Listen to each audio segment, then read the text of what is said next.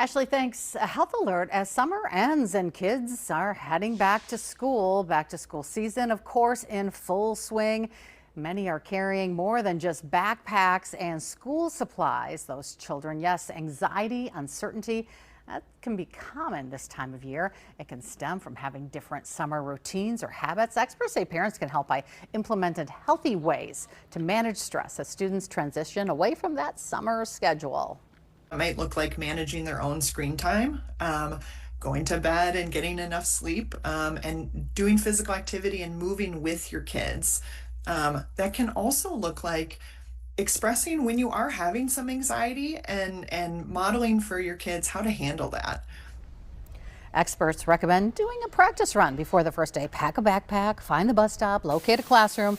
Those steps can help build skills students will use through school, college, and even as you get to be an adult.